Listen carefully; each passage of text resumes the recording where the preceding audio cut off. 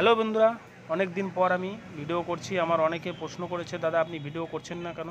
আমি একটা কাজে গিয়েছিলাম, সেই জন্য আমি ভিডিও করতে পারিনি। আমি আজকে নবদ্বীপ যাচ্ছি একটা বন্ধুকে কাজ শেখাতে, সে ব্যবসা করবে। মধ্যমগ্রাম স্টেশনে অনেকক্ষণ ট্রেনটা দাঁড়িয়ে ছিল, তাই আমি একটু নেমে চারদিকে দেখছিলাম।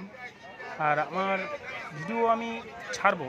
হ্যাঁ, নবদ্বীপ যাচ্ছে একটা বন্ধুকে কাজ শেখাতে শ্রীরামপুরে, নবদ্বীপ শ্রীরামপাড়া। সেই বন্ধুটাকে আমি কাজ শেখাবো, তিনি ব্যবসা করবেন আর কি।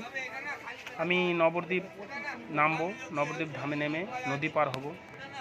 নবদ্বীপ ধামে নেমে আমি ভিডিও করতে পারিনি, সঙ্গে সঙ্গে টোটো ধরেছি, এই যে নদী পার হচ্ছি, ওপার যাব।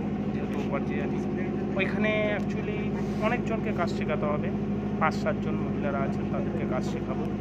ওই ভদ্রলোক আমাকে টোটালি নিয়ে যাচ্ছে। অনেক দিন ধরে রিকোয়েস্ট করেছে, দাদা আমাকে একটু কাজ শিখিয়ে দিলে আমি ব্যবসাটা করতে হবে। তাই আমার মনটা ভালো ছিল না, তো তাই আমি এতদিন করিনি। এবার এনাদের শেখাবো, চলে এসেছি, দেখুন।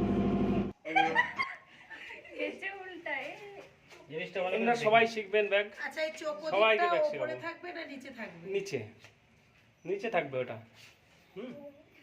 উল্টা ধরুন। হ্যাঁ, উনি পেরে গেছে। না, হয়নি। না, এটা কি আমি এখন কায়দায় ছোট বড় হয়েছে, কিন্তু ঠিক না করলে হবে না। ওটাকে ঠিক করতে হবে। সিস্টেমটা দেখছিলাম। ওটা নিচের দিকে। আমি শুধু সিস্টেমটা দেখছিলাম।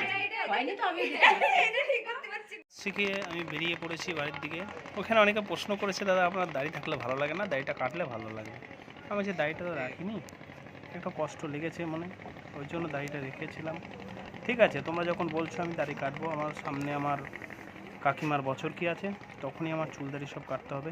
আসার সময় অনেক রাত হয়ে আর কি, বেলা হয়ে গেছিলো, 5টা বেজে গিয়েছিল। নদী পার হয়ে আমি এই যে চলে এসেছি বিষ্ণুপ্রিয়া হল্টে। এখান থেকে আমি বাড়ি ফিরবো।